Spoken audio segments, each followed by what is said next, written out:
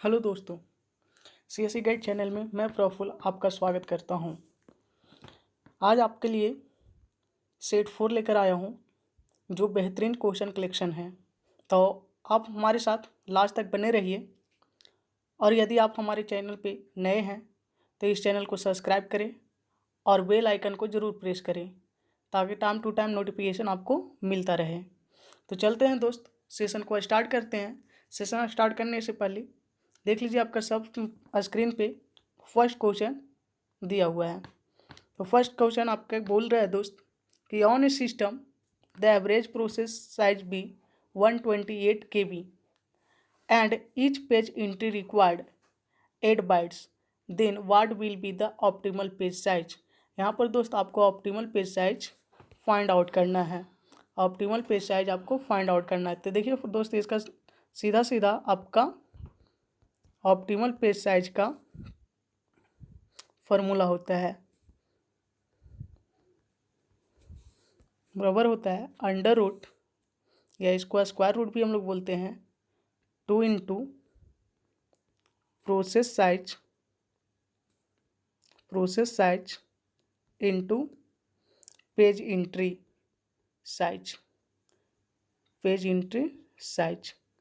तो देखिए दोस्त, यहाँ पर ये आपका फार्मूला हो गया। यदि इसी फार्मूला पर हम लोग सारे वैल्यू को बैठा देते तो 2 इंटू प्रोसेस साइज आपका हो जाता है 128 KB। तो 128 KB को हम लोग लिख सकते हैं दोस्त 2 की पावर 10 इंटू, इसको हम लोग लिख सकते हैं दोस्त, और सॉरी 2 की पावर 10 इंटू 2 की पावर 7 इंटू 2 की पावर, पेज एंट्री साइज आपका कितना 8 को हम क्या लिखते हैं 2 पर पावर 3। तो देखिए दोस्तों, इसको आप कैलकुलेट करिएगा तो आपका पास आ जाएगा 2 की पावर 21, जो अंडर रूट में रहेगा। तो हम लोग इसको लिख सकते हैं ना दोस्तों, इस तरह से आपका आ गया 2 की पावर 21, वो भी अंडर रूट में। तो हम लोग इसको लिख सकते हैं ना 2 की पावर 21 टू पावर 1/2। अब इसको जब करिएगा 2 की पावर 21/2, अब इसको अलग अलग कर लीजिएगा दोस्त। तो देखिए क्या हो जाएगा 2 की पावर 10 इंटू 2 की पावर 1/2, इस तरह से तो हम लोग लिख सकते हैं। अब 2 की पावर 10 की वैल्यू क्या आ जाएगी दोस्त 1024 इंटू, यदि इसका वैल्यू तो 1.414 कुछ है, इस तरह से आएगा, ठीक है ना। अब इसको जब आप मल्टीप्लाई करिएगा दोस्त तो आज का आ जाएगा 1448.15 समथिंग आपका आएगा, ठीक है। तो 1546 समथिंग आएगा, तो आपका ये बाइट्स हो जाएगा। तो इसलिए आपका आंसर दोस्त हो जाएगा बी। तो इसको आप कैलकुलेट कर लीजिएगा। नेक्स्ट क्वेश्चन आपका आता है दोस्त, सेकेंड क्वेश्चन पे हम लोग देखते हैं। सेकेंड क्वेश्चन आपका बोलता है कि the cylindrical askew problem is concern with which of the following. तो इसका साफ साफ कहने का मतलब है दोस्त कि इनमें से कौन सा जो है तो सिलेंड्रिकल अस्क्यू प्रॉब्लम को कंसर्न, इसका सिंपल आंसर हो जाएगा दोस्त सी, इंटरलीविंग। नेक्स्ट क्वेश्चन पर हम लोग चलते हैं दोस्त। नेक्स्ट क्वेश्चन आपका है for the switch circuit taking open as 0 and close as 1 the expression for the circuit is. यहाँ पर 0 जो आपका ओपन और 1 जो है क्लोज को इंडिकेट कर रहा है। तो यहाँ पर कौन सा सर्किट होगा, ठीक है ना। तो ये क्या वैल्यू देगा यहाँ पे वाई को वैल्यू। तो देखिए दोस्त, ये आपका सीरीज में है, तो सीरीज में हम बोले थे कि ये इंटू क्या हो जाएगा, ये पूरे में इंटू हो जाएगा बी सी, और ये देखिए पैरेलल में है तो इसको और करते हैं तो बी सी प्लस डी। तो आपका ये आंसर देखिए, यदि ऑप्शन में है तो आप ऑप्शन से लगा सकते हैं दोस्त। तो देखिए ये सेम आंसर आपका ये आ जाएगा दोस्त, ठीक है। तो इस तरह से हम लोग इसको बना लिए। नेक्स्ट क्वेश्चन नंबर 4 पे आपको क्या बोलता है दोस्त कि ये 2 level memory has average access time 30 nanosecond with cache and memory access time as 20 nanosecond and 150 nanosecond respectively, what is the hit ratio. तो देखिए दोस्तों, इसमें क्या है आपका दिया हुआ है एवरेज एक्सेस टाइम 30 नैनोसेकेंड दिया हुआ है, कैच एक्सेस टाइम आपका 20 नैनोसेकेंड और मेमोरी एक्सेस टाइम 150 दिया हुआ दोस्त। तो इसका फार्मूला होता है एवरेज एक्सेस टाइम का एवरेज एक्सेस टाइम का फॉर्मूला होता है, क्या होता है कि hit ratio into cache plus 1 minus hit into cache access time plus main memory access time, ठीक है, या मेमोरी एक्सेस टाइम। अब इसको कैलकुलेट करिएगा दोस्त, तो हीट आपको निकालना है, तो हीट कैच एक्सेस टाइम आपका दिया हुआ 20, फिर प्लस 1 माइनस एच, यहाँ से 1 माइनस एच तो आपको निकालना है। फिर उसके बाद देखिएगा दोस्त टी सी, तो टी सी कितना, कैच एक्सेस टाइम 20 और ये मेमोरी एक्सेस टाइम 150, तो इस तरह से आपका दिया हुआ है। अब जब इसको कैलकुलेट करिएगा दोस्त, देखिए इसका यहाँ से हम लिख लेते हैं, तो देखिए इसका वैल्यू आपका 30 दिया हुआ है एवरेज एक्सेस टाइम, ठीक है, इसको निकालिएगा तो 20H आ जाएगा। फिर उसके बाद प्लस, अभी इसको कैलकुलेट करिएगा दोस्त, तो देखिए यहाँ से आपका 150 प्लस 20 170, और 170 पहले 1 से मल्टीप्लाई करेंगे तो 120 प्लस फिर एच है, तो एच के साथ हो जाएगा तो 120 एच हो जाएगा। अब देखिए ये दोनों क्या हो जाएगा, एच और एच है, सॉरी यहाँ माइनस है तो ये माइनस हो जाएगा, ठीक है ना। तो 120H, तो ये क्या हो जाएगा दोस्त, माइनस 150H। अब इधर से इसको भी लेके चलाएंगे तो माइनस 140, तो माइनस कैंसिल हो जाएगा। एच बराबर क्या आ जाएगा दोस्त, हम साफ से ले लेते हैं, तो कि एच बराबर आपका सिंपली हो जाएगा 140/150। अब इसको हमको क्या करना परसेंटेज में, तो हम क्या करेंगे 100 मल्टीप्लाई कर देंगे। अब इसको हम काटेंगे, ठीक है ना, तो इस तरह से 35, तो आपका हो जाएगा ये 280/3। अभी इसको आप करिएगा तो 93.33 समथिंग आएगा, तो हम लोग इसको कह सकते हैं अप्रॉक्स 93%। तो इसका आंसर आपका हो जाएगा दोस्त सिंपली बी 93%। तो इस तरह से हम लोग इसको बनाएंगे, एग्जाम में आएगा तो थोड़ा सा फास्ट हम लोग 1-2 बार रिवीजन कर लेंगे तो फास्ट हो जाएगा तो हम लोग सिंपली इसको बना सकते हैं, वो विद इन आपका 10 सेकेंड में। 10 सेकेंड का एक क्वेश्चन है दोस्त, ठीक है। नेक्स्ट आपका क्वेश्चन नंबर 5 बोलते हैं इसको पोस्ट फिक्स में बदलना है, ठीक है, ये आपका इनफिक्स में दिया हुआ है, इसको पोस्ट फिक्स में बदलना है, और ये आपका कंपाइलर डिजाइन के थ्रू दिया हुआ है दोस्त। तो देखिए हम लोग क्या करते हैं, जो सबसे फर्स्ट में उसको पहले लिखते हैं, तो देखिए क्या है डी और ई, और डी ई को आपको कौन जोड़ रहा है दोस्त, तो डॉलर।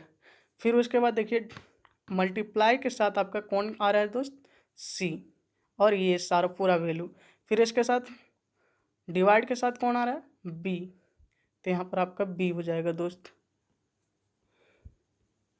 बी। फिर उसके साथ माइनस के बाद कौन आ रहा है दोस्त, ए। तो देखिए अब इसको क्या करिए, ये तो ए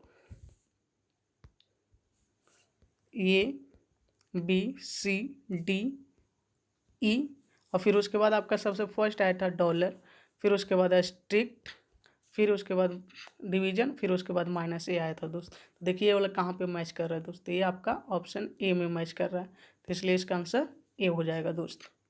नेक्स्ट क्वेश्चन पर हम लोग चलते हैं, क्वेश्चन नंबर 6। क्वेश्चन नंबर 6 को देखते हैं, तो which of the following is not a regular grammar. तो नॉट ए रेगुलर ग्रामर, इसका एक नोट से दोस्त, इसका मतलब कहने का मतलब है mixup notation of left linear and right linear grammar is not allowed in regular grammar. तो देखिए इसमें क्या बोलता है दोस्त कि left linear and right linear grammar is not allowed in regular grammar.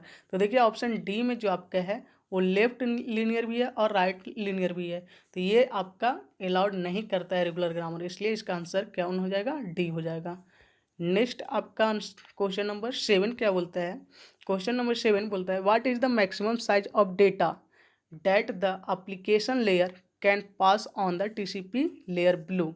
तो ये किसी भी साइज में, मैक्सिमम लेयर कोई भी साइज हो सकता है, ठीक है, तो इसका आंसर आपका सिंपली एनी साइज हो जाएगा दोस्त। नेक्स्ट आपका क्वेश्चन नंबर 8 क्या बोल रहा है, 8 बोलता है कि if N is the maximum sequence number, N क्या है आपका maximum sequence number, then the window size in selective reject and go back and protocol are respectively. तो इसमें आपका window size in selective reject and go back and protocol ये दोनों को निकालना है। तो विंडो साइज को आप निकालिएगा दोस्त, तो जो मैक्सिमम दिया है उसमें क्या करते हैं हम 2 से डिवीजन कर देते हैं, और गो बैक एन प्रोटोकॉल तो जितना मैक्सिमम होता है उनमें से क्या करते हैं, हम एक को माइनस कर देते हैं, तो ये हो जाएगा वैल्यू n-1। तो ये आपका सिंपली आंसर आपका ए हो जाएगा दोस्त। नेक्स्ट क्वेश्चन नंबर पर हम लोग चलते हैं, क्वेश्चन नंबर 9। क्वेश्चन नंबर 9 आपका बोलता है कि function point can be calculated by, तो function point can be calculated by, इसका सिंपली आपका फार्मूला ही है U F P into C A F, तो इसका आंसर ए हो जाएगा। तो यू एफ पी का मतलब क्या होता है दोस्त, इसका मतलब होता है अनएडजस्टेड,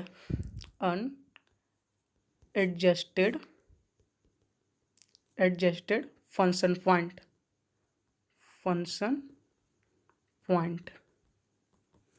और सी एफ का मतलब क्या होता है दोस्त, तो कम्प्लेक्सिटी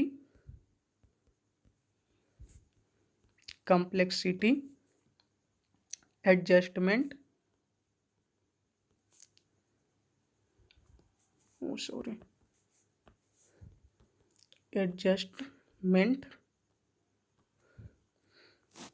एडजस्टमेंट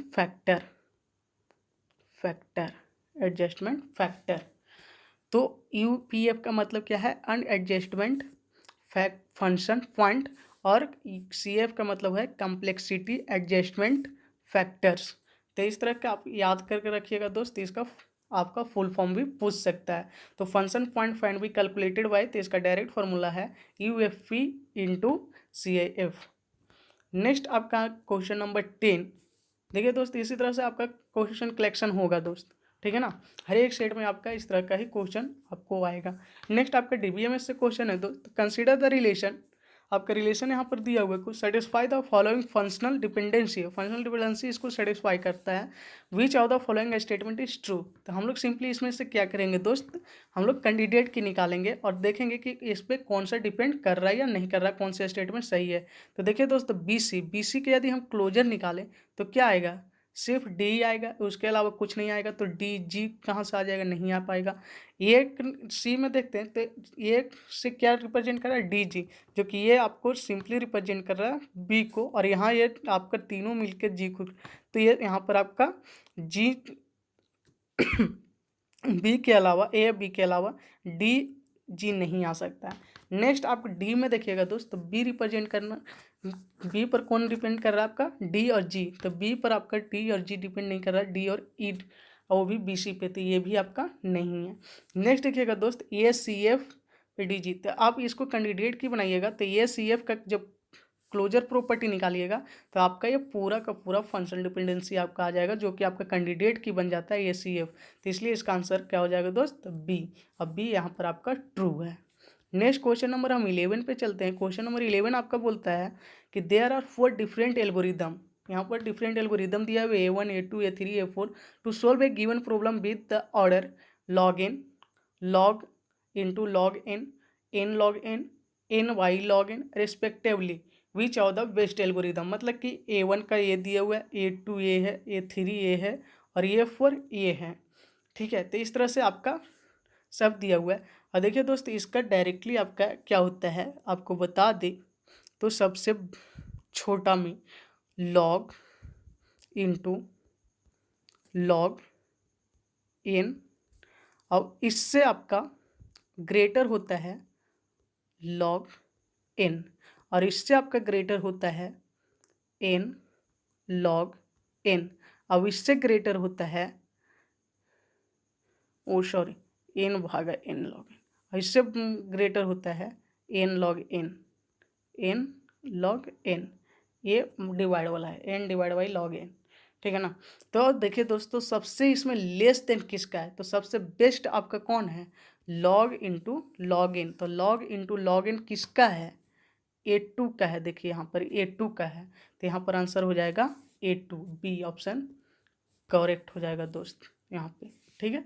तो इस तरह से क्वेश्चन नंबर 11 आपका सही होता है।